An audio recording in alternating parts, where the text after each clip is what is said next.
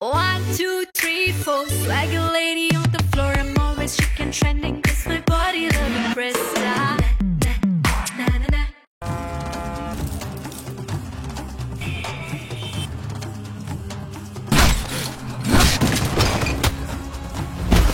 வணங்கார். அர்ஜுன், நீ இப்ப எப்படி இருக்கியோ எப்பவுமே எப்படி இருப்பியா?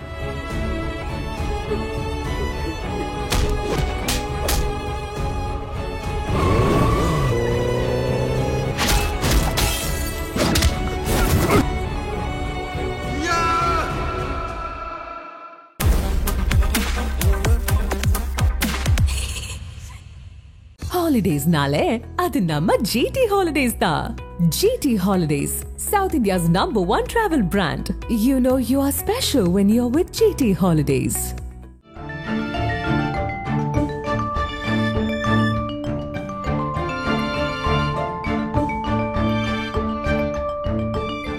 உங்கள் ஜீரண கோளாறுகளுக்கும் வயிற்றெரிச்சலுக்கும் சரியான ஒரு தீர்வு. டூரிங் டாக்கீஸ் ரசிகர்களுக்கு வணக்கம். வாங்க லென்ஸ் நிகழ்ச்சிக்கு போகலாம்.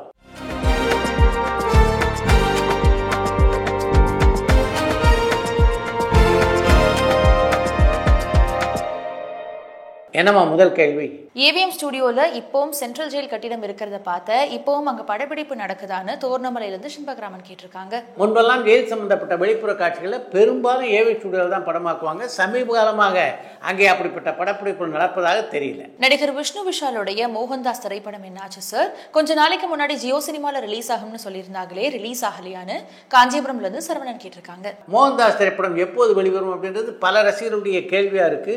இதுக்கு விஷ்ணு விஷால் தான் பதில் சொல்லணும். இசைஞானி இளையராஜா சார்னுடைய இசையில கன்னட சூப்பர் ஸ்டாரான ராஜ்குமார் சார் ஜீப ஹூவாகிதே ஐ லவ் யூன்ற ஒரு பாடலை பாடியிருப்பாரு. இந்த காம்பினேஷன் எப்படி அமைஞ்சது, அந்த பாட்டினுடைய ரெக்கார்டிங் அப்போ நடந்த சுவாரஸ்யமான தகவல்கள் தெரிஞ்சா ஷேர் பண்ண முடியுமான்னு பாண்டிச்சேரியில இருந்து பெருந்தமிழன் கேட்டிருக்காங்க. இளையராஜாவுடைய இசையிலே கன்னட பட உலகின் முடிசூடா மன்னராக இருந்த ராஜ்குமார் பாடியிருந்த அந்த ஐ லவ் யூ என்ற பாடல் மிகப்பெரிய வெற்றி பெற்ற பாடலாக அமைந்தது. அந்த பாடல் வெளியானதுக்கு பின்னால அந்த பாடலின் சாயலில் கன்னடத்தில் எக்கச்சக்கமான பாடல்கள் வெளிவந்தன என்பதை தாண்டி அந்த பாடலை பற்றி சிறப்பு செய்தி எதுவும் எங்கிட்ட இல்லை.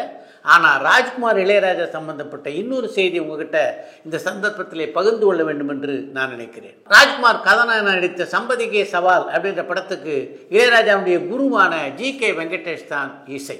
அந்த படம் சம்பந்தப்பட்ட ஒரு காட்சிக்கான பாடல் கம்போசிங் நடைபெற்று கொண்டிருந்த போது அந்த பாடலை ஏதோ ஒரு புது வாய்ஸ் பாடினா நல்லாயிருக்கும் அப்படின்ற யோசனையை இளையராஜா ஜி.கே. வெங்கடேஷ்ட சொன்னார். அப்படி ஒரு யோசனையை சொன்ன இளையராஜா அதோடு நிற்காம இந்த பாட்டை அந்த படத்துடைய கதாநாயகனான ராஜ்குமாரே பாடினா இன்னும் சிறப்பாக இருக்கும், ஏன்னா ராஜ்குமாருக்கு தான் நல்லா பாட வருமே என்றும் ஜி.கே. வெங்கடேஷ்ட சொன்னார். ஜி.கே. வெங்கடேஷ் ராஜ்குமாரும் மிக நல்ல நண்பர்கள். அதனால் இளையராஜா சொன்ன கருத்தை ஜி.கே. வெங்கடேஷ் ராஜ்குமாரிடம் சொன்னபோது அவ்வளவு எளிதிலே அந்த பாடலை பாடுவதற்கு ராஜ்குமார் ஒப்புக்கொள்ளவில்லை. ராஜ்குமார் ஏன் ஒப்புக்கொள்ளவில்லை என்பதுதான் இதில் ரொம்ப முக்கியமான விஷயம். அந்த காலகட்டத்திலே ராஜ்குமாருடைய பல பாடல்களை பாடிக்கொண்டிருந்தவர் பி.பி. சீனிவாஸ். நாம் இந்த பாட்டை பாடினா பி.பி. சீனிவாஸுக்கு வாய்ப்பு இல்லாமல் போய்விடுமே அப்படின்ற ஒரே ஒரு காரணத்துக்காக அந்த பாடலை பாட மறுத்தவர் தான் ராஜ்குமார். எவ்வளவு நல்ல மனசு பாருங்க. அதற்கு பின்னாலே ஜி.கே. வெங்கடேஷும் மற்றவர்களும் வற்புறுத்தியதன் காரணமாக அந்த பாடலை பாடினார் ராஜ்குமார். அந்த பாடல் மிகப்பெரிய வெற்றி பாடலாக அமைந்தது. நிழல்கள் ரவி சார் சிறந்த நடிகரா அல்லது சிறந்த டப்பிங் கலைஞரா, உங்களை கவர்ந்தது எதுன்னு சாத்தூர்ல இருந்து ரவிக்குமார் கேட்டிருக்காங்க. நடிப்பாகட்டும், பின்னணி குரல் கொடுப்பதாகட்டும், எந்த வேலையை செய்தாலும் மிகச்சிறப்பாக செய்யக்கூடியவர் நிழல் ரவி. அவர் குரல் கொடுத்ததில் எனக்கு ரொம்ப பிடிச்சதுன்னா அது கோன் பனேகா குரோர்பதிக்காக அமிதாப் பச்சனுக்கு அவர் குரல் கொடுத்திருந்தாரே அது. விஜயகாந்த் சாரோட நடிகர்கள் பிரபு, கார்த்திக், சத்யராஜ் இவங்க எல்லாருமே சேர்ந்து படம் பண்ணியிருக்காங்க. ஆனா அன்றைய கிராமத்து கதாநாயகனான ராமராஜன் சார் மட்டும் சேர்ந்து படம் பண்ணல. இவங்க ரெண்டு பேருடைய கூட்டணியில ஒரு படம் தயாராகி இருந்தா கூட மிகப்பெரிய வெற்றி அடைஞ்சிருக்கும். ஆனா இவங்க ரெண்டு பேருடைய கூட்டணியில ஒரு படம் கூட வராதுக்கான காரணம் என்ன, இவங்களுக்குள்ள கருத்து வேறுபாடு ஏதாவது இருந்ததான்னு மதுரையில இருந்து விக்கி கேட்டிருக்காங்க. விஜயகாந்த் மீது மிகுந்த மரியாதையும் மதிப்பும் வைத்திருந்தவர் ராமராஜன். அப்படி ஒரு வாய்ப்பு மட்டும் அமைஞ்சிருந்தா மிகுந்த சந்தோஷத்தோடு அந்த படத்துல ராமராஜன் நடித்திருப்பார். ஆனா அப்படி ஒரு வாய்ப்பு அமையலை அப்படின்றது தான் முக்கியமான விஷயம். சிரஞ்சீவி சார் மாதிரி நடிகர் விஜய் அரசியலுக்கு வந்த பிறகும் படத்துல நடிக்கிறதா ஒரு முடிவு எடுத்தாருன்னா அவர் என்ன மாதிரியான திரைப்படத்துல நடிச்சா ஒரு சூப்பரான கம்பேக்கா இருக்கும்? நடிகர் விஜய் கம்பேக் கொடுக்கறதுக்கு இயக்குனர் அட்லியோட சேர்ந்து பிகில் திரைப்படத்தினுடைய ராயப்பன் கேரக்டருடைய ஃபர்ஸ்ட் ஹாஃப் ப்ரீக்வல்ல நடிச்சா சூப்பரா இருக்கும்னு நான் நினைக்கிறேன். இதை பத்தி உங்களுடைய கருத்து என்னன்னு கேஜிஎஃப்ல இருந்து லிவிங்சன் கேட்டிருக்காங்க. நான் பதில் சொல்லணும் அப்படின்ற மாதிரி கேள்வி கேட்டுட்டு கடைசியாக நீங்களே அதற்கான பதிலையே சொல்லிட்டீங்க. இயக்குனர் மகேந்திரன் சார் இயக்குன நண்டு திரைப்படத்தினுடைய டைட்டில் கார்டுல ஸ்டோரி, ஸ்கிரீன் பிளே, டைரக்ஷன் ஹிந்தியில போட்டிருப்பாங்களே, இதுக்கான காரணம் என்னன்னு தெரிஞ்சா சொல்ல முடியுமான்னு பாலக்கோட்ல இருந்து சங்கர் கேட்டிருக்காங்க. நண்டு திரைப்படத்தினுடைய கதையின் ஒரு பகுதி பார்த்தீங்கன்னா லக்னோவில் நடைபெறுவதாக இருந்தது. அந்த படத்தில் நடித்த நட்சத்திரங்களும் பார்த்தீங்கன்னா புதுமுகங்கள். அதனால் அந்த படம் மொழி மாற்றம் செய்யப்படலாம் அப்படின்ற எண்ணம் மகேந்திரனுக்கு இருந்திருக்கலாம்னு நினைக்கிறேன். அதனால தான் ஹிந்தியிலும் அதில் டைட்டில் அவர் பேரை போட்டிருந்தார். ஹிந்தியில் போட்டாலும் ஆங்கிலத்தில் போட அவர் தவறவில்லை என்பதையும் இங்கே குறிப்பிட விரும்புகிறேன். தொகுப்பாளினியும் நடிகையுமான ஷர்மிளி தாப்பா பத்தி சொல்லுங்க. அவங்க இப்ப ஏதாவது திரைப்படங்கள்ல நடிக்கிறாங்களா? அவங்களுடைய பேட்டி நம்மளுடைய சேனல்ல இடம்பெறதுக்கான வாய்ப்பு இருக்கான்னு திருநெல்வேலியிலிருந்து கண்ணன் கேட்டிருக்காங்க. ஷர்மிளா தாப்பா இப்போது எந்த திரைப்படத்திலும் நடிப்பதாக தெரியல. தளபதி திரைப்படத்தை இன்னைக்கு ரீமேக் பண்ணாங்கன்னா இப்போ இருக்கிற நடிகர்கள்ல யார் ரஜினி சார் அண்ட் மம்முட்டி சாருடைய கேரக்டர்ல நடிச்சா நல்லா இருக்கும்னு நீங்க நினைக்கிறீங்கன்னு சென்னையில இருந்து கௌஷிக் கேட்டிருக்காங்க. தளபதி படத்தெல்லாம் திரும்ப எடுக்கவே கூடாது அப்படின்றது தான் என்னுடைய எண்ணம். ஏன்னா அந்த படத்தில் நடித்த இந்த ரஜினி, மம்முட்டி கதாபாத்திரங்கள்ல வேறு யார் நடித்தாலும் ரசிகர்களுக்கு அது நிறைவேற்றாது. அந்த அளவுக்கு அவர்கள் இருவருமே நடிப்பிலே அந்த படத்துல முத்திரை பதித்திருந்தார்கள். 80களில் Rajini sir, Kamal Haasan sir and Mohanlal sir, இவங்க 3 பேர்ல எம்ஜிஆர் சாருக்கு யாரை ரொம்ப பிடிக்கும் அண்ட் நடிகைகள்ல யாரை ரொம்ப பிடிக்கும், இதை எங்கேயாவது அவர் எக்ஸ்பிரஸ் பண்ணியிருக்காரான்னு கோயம்புத்தூர்ல இருந்து அஜய் கேட்டிருக்காங்க. நீங்கள் குறிப்பிட்டிருக்க நடிகர்கள்ல எம்ஜிஆருக்கு மிகவும் பிடித்த நடிகர் யாராவது ஒருத்தர் இருந்திருக்க கூடும். ஆனா அதை பொது வழியிலே எம்ஜிஆர் பகிர்ந்து கொண்டதில்லை. தயாரிப்பாளர் தானு படத்தினுடைய கதை நல்லா இருந்தா நடிகருக்கு எவ்வளவு வேணாலும் சம்பளம் கொடுக்கலாம்னு சொல்லியிருக்காரு. ஆனா மற்ற தயாரிப்பாளர்கள் சம்பளத்தை குறைக்கணும்னு சொல்றாங்க. தயாரிப்பாளர்களுக்குள்ளேயே இவ்வளவு முரண் இருக்கிறதுக்கான காரணம் என்னன்னு கோவை புதூர்ல இருந்து பாபு கேட்டிருக்காங்க. முரண் தானே தமிழ் சினிமாவின் அடையாளம். அது இல்லாம இருந்தா எப்படி? பழக்கருப்பையா சார் தயாரிச்ச திரைப்படங்கள்லயே மேஜர் சார் இயக்குன இன்று நீ நாளை நான் திரைப்படம் அண்ட் பாடல்கள், இது ரெண்டுமே மிகப்பெரிய ஹிட். அப்படி இருந்தும் நேர்காணல்ல அவர்கிட்ட இந்த படத்தை பத்தி நீங்க கேள்வி கேட்கலையே, இதுக்கான காரணம் ஏதாவது இருக்கான்னு அடையார்ல இருந்து ராம்கி கேட்டிருக்காங்க. பழக்கருப்பையா பொறுத்த வரைக்கும் சினிமாவில இருந்து ரொம்ப தூரம் விலகி இப்ப அரசியலுக்கு வந்துட்டாரு. அதனால சினிமாவை பற்றி பேசுவதிலே அதிகமாக ஆர்வம் காட்டுவதே இல்லை. அவர் சினிமாவை பற்றி தான் ஏன் பேச விரும்பல அப்படின்றத பற்றி என்கிட்ட அவர் சொன்னார். அவர் சொன்ன கருத்து நியாயமானதாக இருந்தது. சினிமாவை பற்றி பேசினா சினிமாவில் இருக்க கலைஞரில் ஒன்று புகழணும், இல்லைன்னா அவங்க செய்த தப்பெல்லாம் சொல்லணும். இந்த ரெண்டையுமே நான் பண்ண விரும்பல. அதனால தான் சினிமா பற்றி பேசுவதை பெரும்பாலும் தவிர்த்து விடுகிறேன் என்றார் பழக்கருப்பையா. தனுஷ்னால நயன்தாராவுக்கும் நயன்தாராவால தனுஷுக்கும் பாதிப்பு ஏற்படுமான்னு சென்னையிலிருந்து சந்தனகுமார் கேட்டிருக்காங்க. அந்த வழக்கை பொறுத்தவரையிலே அந்த வழக்கு நீதிமன்றத்தில் இருக்கிறது. நீதிமன்றத்தில் என்ன தீர்ப்பு வருகிறதோ அதுக்கு நயன்தாராவும் தனுஷும் கட்டுப்படணும், அவ்வளவுதானே தவிர நயன்தாராவால் தனுஷுக்கோ அல்லது தனுஷால் நயன்தாராவுக்கோ வேறு எந்த பாதிப்பும் இதனால ஏற்பட வாய்ப்பில்லை. நடிகர் கரண் இப்போ என்ன பண்றாரு, அவருடைய நேர்காணல நம்மளுடைய சேனல்ல பாக்குறதுக்கான வாய்ப்பு இருக்கான்னு ஓமலூர்ல இருந்து சாந்தகுமார் கேட்டிருக்காங்க. அடுத்து ஒரு படத்தில் நடிப்பதற்கான பேச்சுவார்த்தை நடைபெற்றுக் கொண்டிருப்பதாகவும் அது முடிந்தவுடன் உங்கள்கிட்ட வந்து நான் பேசுறேன் அப்படின்னு என்கிட்ட கரண் சொன்னார். அந்த சந்தர்ப்பத்துக்காகத்தான் நானும் காத்து கொண்டிருக்கிறேன். நடிகைகள் நயன்தாரா த்ரிஷா இவங்க 2 பேருமே ஹீரோயின் சென்ட்ரிக் கதாபாத்திரங்களை நடிச்சா அந்த திரைப்படம் மிகப்பெரிய வெற்றி பெறதில்லையே, இதுக்கான காரணம் என்னன்னு சென்னையிலிருந்து சந்தனகுமார் கேட்டிருக்காங்க. நயன்தாரா கதாநாயகர் நடித்த படத்துக்கு வரவேற்பு கிடைக்கல அப்படின்னு சொல்ல முடியாது. அவர் கதாநாயகர் நடித்த அறம் திரைப்படம் நல்ல வரவேற்பை தமிழ் ரசிகர்கள் மத்தியிலே பெற்றது. நயன்தாரா, த்ரிஷா இருவரும் தேர்ந்தெடுத்து சரியான கதைகள் நடிச்சாங்கன்னா நிச்சயமாக அந்த படங்கள் மிகப்பெரிய வெற்றி பெறும் என்பதிலே சந்தேகமில்லை. இயக்குனர் சங்கர் இயக்கத்துல வெளிவந்திருக்க கேம் சேஞ்சர் திரைப்படத்துக்கு வரவேற்பு எப்படி இருக்கு? இயக்குனர் சங்கர் மீண்டும் வெற்றி பெற்றுட்டாரான்னு சென்னையில இருந்து ராமகிருஷ்ணன் கேட்டிருக்காங்க. கேம் சேஞ்சர் படத்தை நான் இன்னும் பார்க்கல. என்னுடைய நண்பரான தனஞ்சயன் பார்த்துட்டாரு. அவருடைய அபிப்பிராயத்தை சினிமா டிஸ்ட்ரிக்ட் நிகழ்ச்சியில் அவர் பகிர்ந்து கொண்டிருக்கிறார். ஆந்திராவிலே செய்கின்ற அளவுக்கு தமிழ்நாட்டில் அந்த படத்துடைய வசூல் அமையல அப்படின்னு என்னுடைய விநியோகஸ்த நண்பர்கள் கூறினார்கள். இசையமைப்பாளர் ஜி ராமநாதன் தமிழ்ல எத்தனை திரைப்படங்களுக்கு இசையமைச்சிருக்காரு, அவர் இசையமைச்ச திரைப்படங்கள்ல மிகப்பெரிய வெற்றி பெற்ற தமிழ் திரைப்படங்கள் என்னென்னு கடலாடியிலிருந்து பாலசுப்ரமணியன் கேட்டிருக்காங்க. இசைக்கலைஞர் பலரை பற்றி கட்டுரை எழுதியிருப்பவர் திரை இசை விமர்சகரான வாமனன்.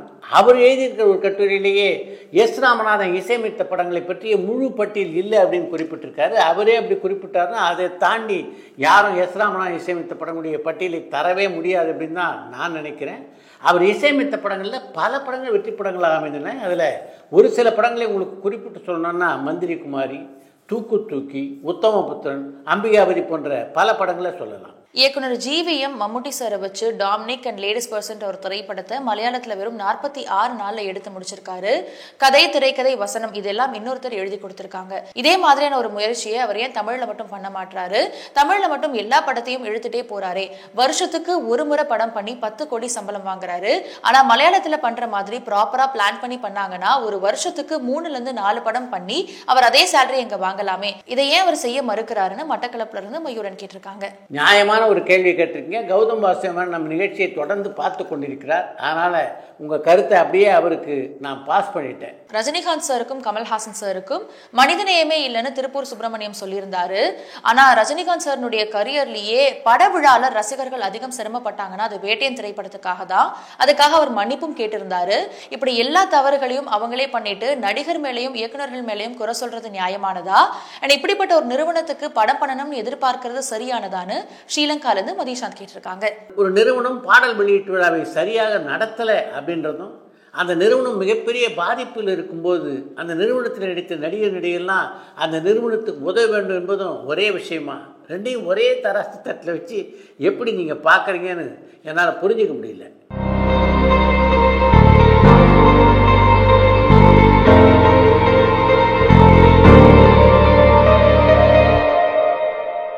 தமிழ்நாட்டை தவிர இலங்கை, சிங்கப்பூர் அண்ட் மலேசியா ஆகிய இடங்கள்ல தமிழ் திரைப்படங்கள் தயாரிக்கப்படுதா? அப்படி தயாரிக்கப்படுற திரைப்படங்கள் தமிழ்நாட்டில் வெளியிடப்படுதா அல்லது OTT யூடியூப்ல இந்த மாதிரியான திரைப்படங்களை பார்க்க முடியுமான்னு நெல்லையில இருந்து ஐயப்பன் கேட்டிருக்காங்க. நீங்கள் குறிப்பிட்டிருக்கின்ற 3 நாடுகளில் மலேசியாவிலே மிக அதிகமாக தமிழ் படங்கள் உருவாகின்றன. ஆனால் அந்த படங்களை எல்லாம் தமிழ்நாட்டில் வெளியிடுவதற்கான சூழ்நிலை அமையலை அப்படின்னு தான் நான் சொல்வேன். இங்கே உருவாகின்ற சிறுமுறையீட்டு படங்களை திரையிடவே இங்கே திரையரங்குகள் கிடைக்கலையே. அப்படிப்பட்ட சூழ்நிலையில் மலேசியாவிலே உருவாகின்ற படங்களை இங்கே எப்படி இவங்க திரையிடுவாங்க? இப்போது OTT தளங்கள் வளர்ந்து கொண்டிருப்பதனால எதிர்காலத்தில் அது போன்ற படங்களை OTT தளத்திலே பார்ப்பதற்கு வாய்ப்புகள் இருக்குன்னு நினைக்கிறேன். அடுத்து இன்று ஒரு தகவல். கவிஞர் கண்ணதாசன் கதை வசனம் எழுதிய முதல் படம்னா அது இல்லற ஜோதி என்ற திரைப்படம். அந்த படத்திலே கதாநாயகனாக நடித்தவர் நடிகர் சிவாஜி கணேசன். அந்த படம் பெரிய வெற்றி அடையலைன்னாலும் ஒரு வசனகர்த்தாவாக கண்ணதாசனுக்கு நல்லதொரு பெயரை அந்த படம் பெற்றுத்தந்தது. அந்த படத்திலே கவிஞர் கண்ணதாசன் எழுதியிருந்த வசனத்தினால் ஈர்க்கப்பட்ட ஒளிப்பதிவாளரும் இயக்குனருமான R.R. சந்திரன் கவிஞர் கண்ணதாசனை சந்திப்பதற்காக ஒரு நாள் வந்தார்.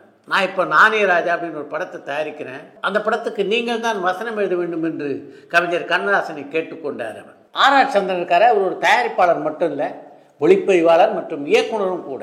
எத்தனையோ இயக்குனர் கூட கவிஞர் கண்ணதாசன் பணியாற்றி இருந்தாலும் R.R. சந்திரனை கண்ணதாசனுக்கு ரொம்ப பிடிக்கும். தனக்கும் R.R. சந்திரனுக்குமான பழக்கத்தை பற்றி கூட ஒரு கட்டுரையிலே பதிவு செய்திருக்கிறார் கவிஞர்.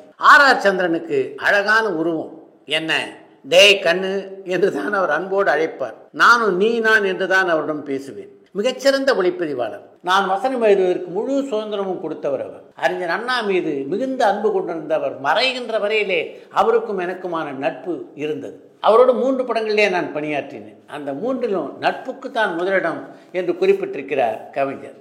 இந்த R.R. சந்திரன் யார் என்பதை பற்றி இங்கே ஒரு குறிப்பை உங்களுக்கு சொல்லியாக வேண்டும். இசையமைப்பாளர் ஜோஷ்வா ஸ்ரீதர் இருக்காரு. அவருடைய தாத்தா தான் ஒளிப்பதிவாளரும் இயக்குனருமான R.R. சந்திரன். ஊமை படத்தில் பணியாற்றுறதுக்கு முன்னாடி நீங்கள் எந்த ஒளிப்பதிவாளர்கிட்டையும் பணியாற்றலை சார். அப்படி இருந்தும் அந்த படத்துக்கான ஒளிப்பதிவு மேலே பண்ணிட முடியுன்ற நம்பிக்கை எப்படி உங்களுக்கு வந்தது? கான்ஃபிடன்ஸ் என்னோட மெட்ராஸ் ஃபிலிம் இன்ஸ்டியூட் தான் சார். நாங்கள் படிக்கும் போது தரோ ப்ரிப்பரேஷன் இருந்தது ரிகார்டிங் 35mm ஃபார்மேட். ஊமை விழிகள் முழு கதையும் ஆபவானம் சொன்னாரா? ஆமாம், ஃபுல்லாக அது நரேஷன் வந்துடுச்சு சார். அவுட்லைன் மாதிரி சொல்லிவிட்டு டீட்டெயிலிங்காக எனக்கு எப்போவுமே அந்த கேட்குற பழக்கம் அப்போலேருந்து நான் வச்சுக்கிறது இன்னைக்கு வரைக்கும். டீட்டெயிலிங் கேட்கவே மாட்டேன் நான். பரபரப்பான சினிமா செய்திகள், நட்சத்திரங்களின் பேட்டிகள், சினிமா வரலாறு ஆகியவற்றை பார்க்கவும் படிக்கவும் உங்களுக்கான இணையதளம் tourantalkies.co.